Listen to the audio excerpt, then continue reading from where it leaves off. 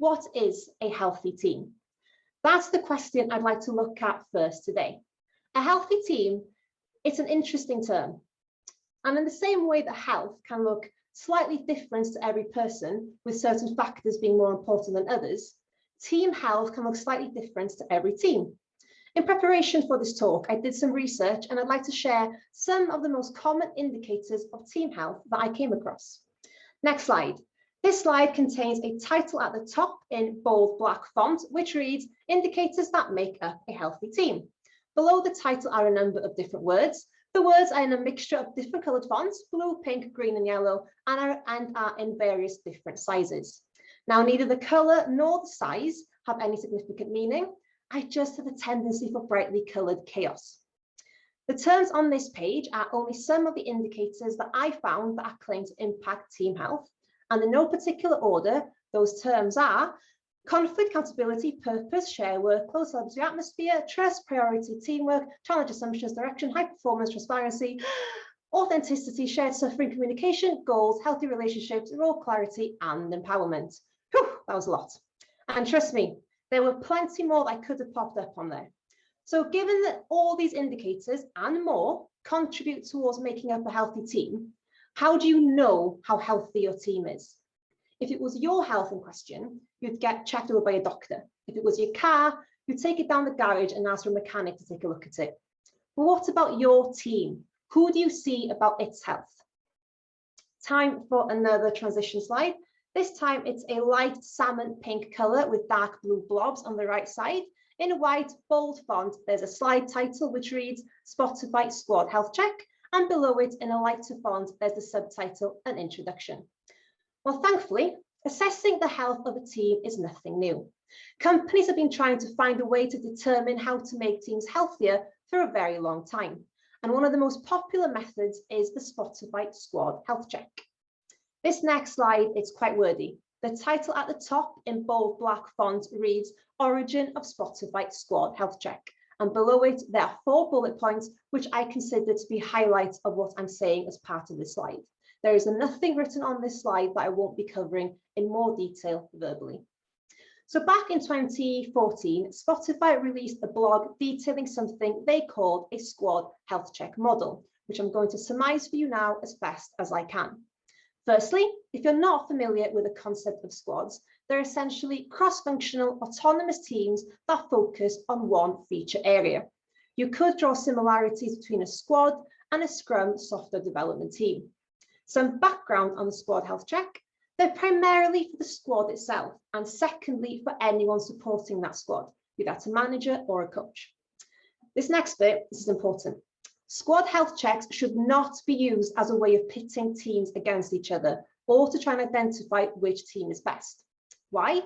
Because that could lead to gamification. It could damage the psychological safety of the team because they may not feel comfortable speaking out and being honest. And truth be told, it would impact the results and it would lead to very little useful data. Now onto the health check itself, which was originally designed to follow a very simple workshop format. A squad gathers in order to discuss and assess their current situation against a number of different indicators. A graphical summary of the results is generated, and the data is used to help the squads improve against those indicators. During the workshop, those indicators are presented to the team one at a time, along with 2 opposite examples. The desirable example being assigned the colour green, and the not so desirable example being assigned the colour red. Green means that the squad is happy and see no major need for improvement. Yellow means that there are some important problems that need addressing, but it's not a disaster. And red means that things really suck and they need to be improved ASAP. We're now on to a new slide. The slide at the top, the slide title at the top in bold black font reads Awesome Cards. There's a rectangular image in the center of the slide, which I'll be describing and explaining in detail shortly. Below the image is some text which reads image source from, and the URL, which I will now read out, is https://engineering.spotify.com/2014/09/16/squad-health-check-model/.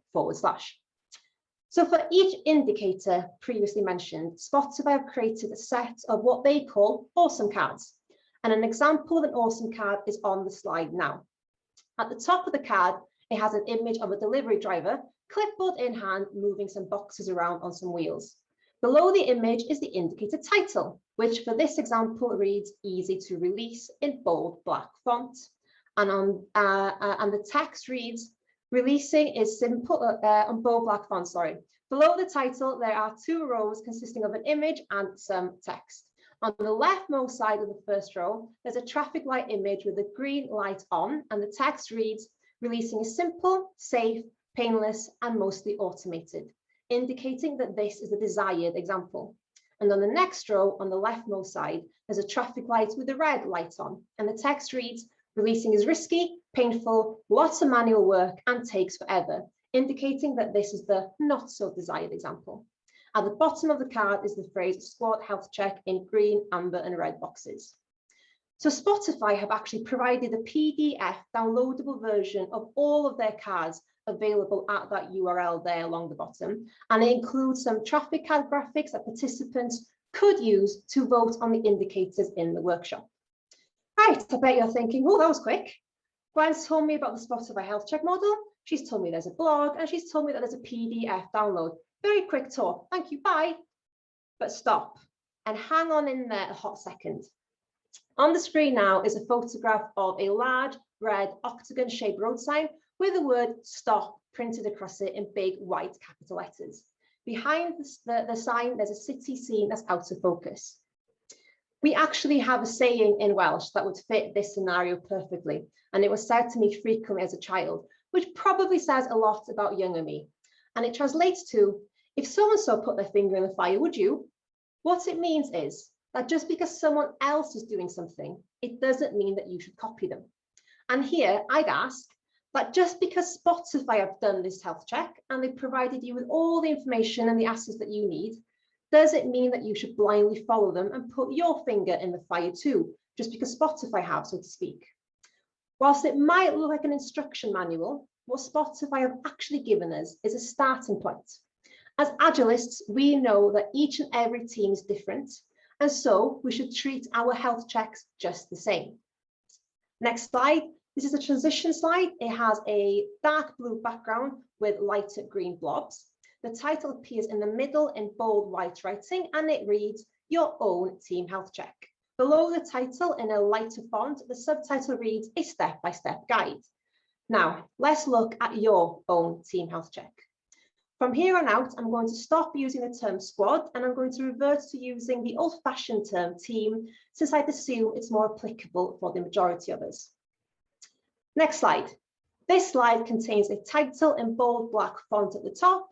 The title reads Step 1 Indicators. Below the title are 3 bullet points, which I'll be covering verbally.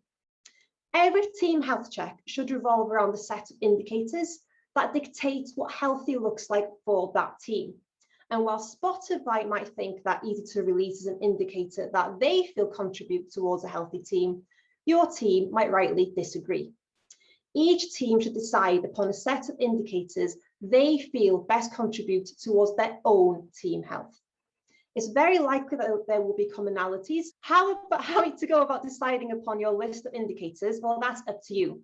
You might feel that you know your team well enough to draw up a great list of indicators for them, or you may wish to run a pre-health check workshop to decide upon them as a team, or you may well want to gather them asynchronously. Next slide. This slide contains a title in bold black font at the top. The title reads Step 2 Green and Red Examples. Below the title are 3 bullet points, which I'll be covering verbally. So once you have your list of indicators, it's time for the fun bit. You now need to come up with green and red examples for each indicator. Again, there are no hard and fast rules here, but I've come up with some tips that you should consider following. Oh, you're not seeing the new slide?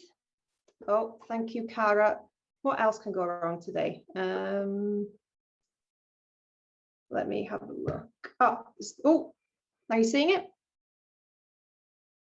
Perfect, thank you. Okay, so as I was saying, there are no hard and fast rules here. What else can go wrong today?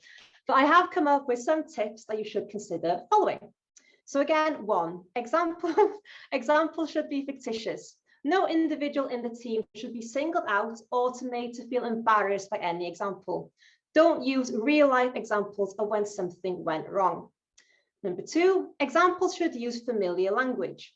Spotify used the term stakeholders a few times, but if you work with clients or customers instead, then use those terms. The more familiar the language, the easier it will be for the team to relate. Number three, examples should be realistic.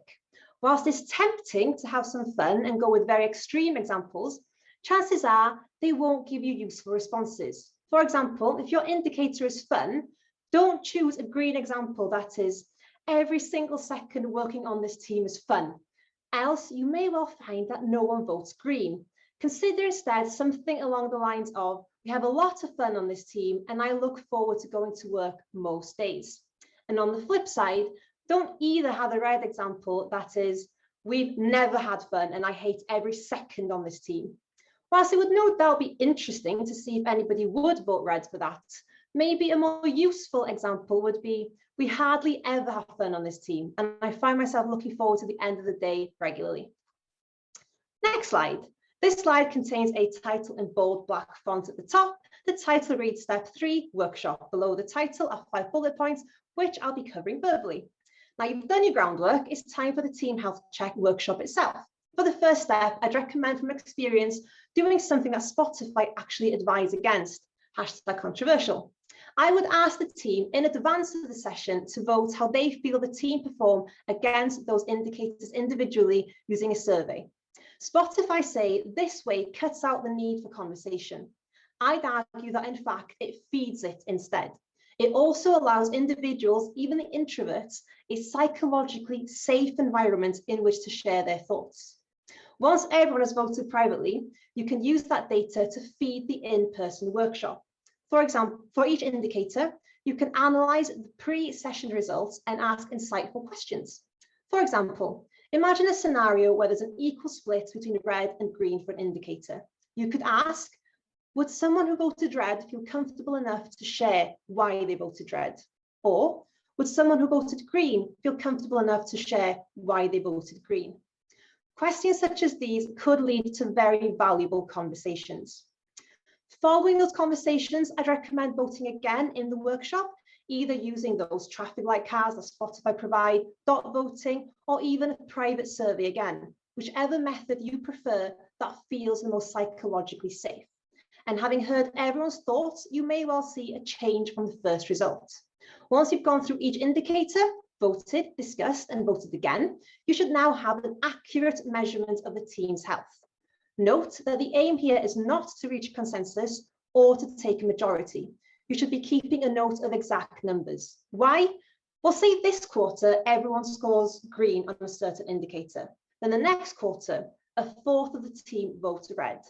The majority is still green, but it speaks to a worrying trend that might need addressing.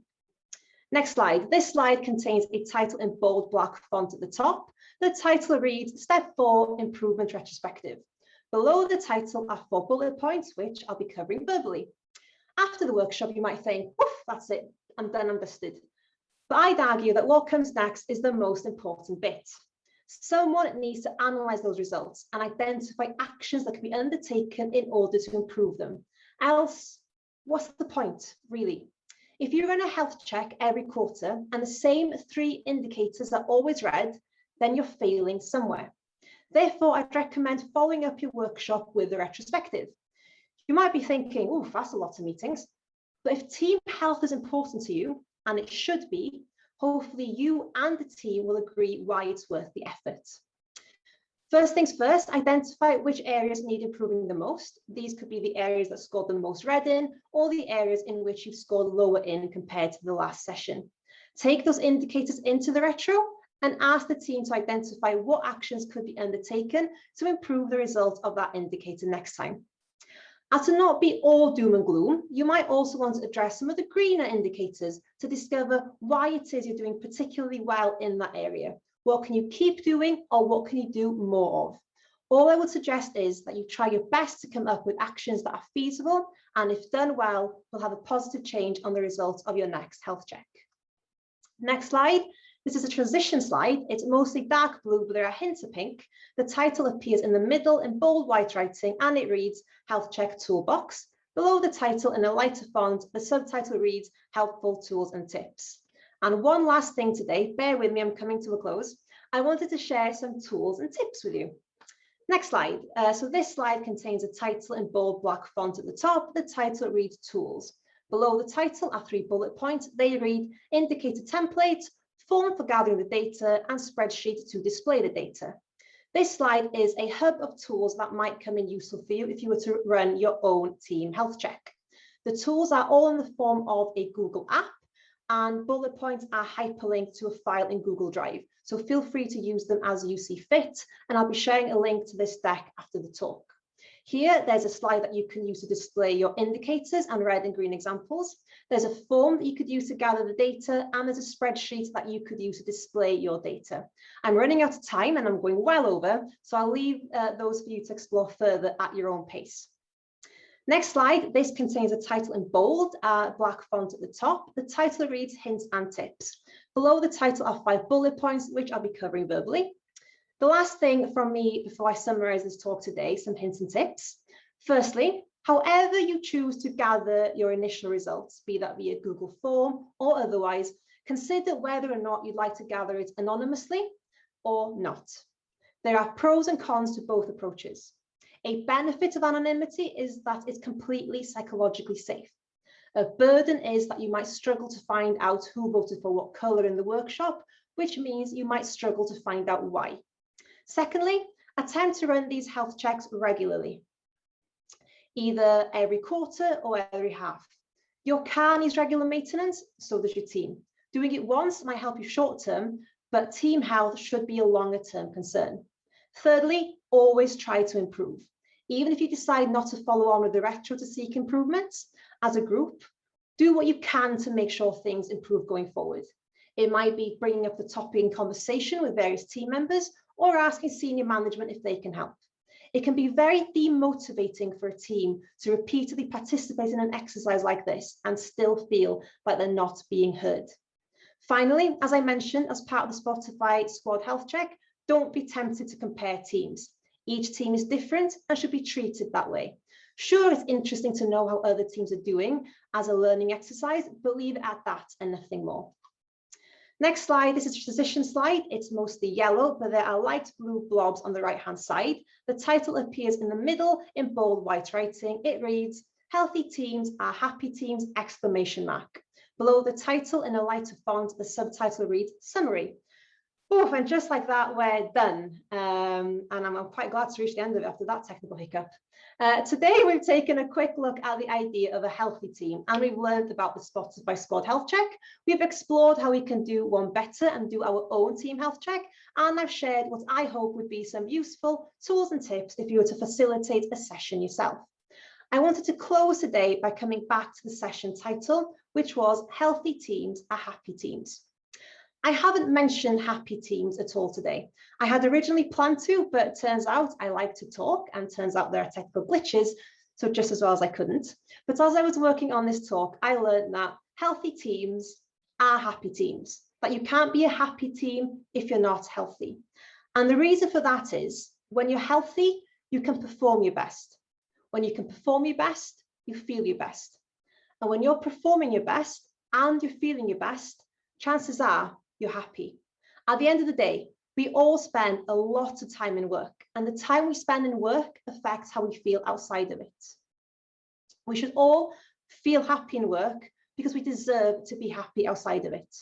And if working on your team health unlocks a piece of that puzzle, then I hope that you can understand why team health check is more than a fad, more than a fancy agile term. It's a tool for positive change.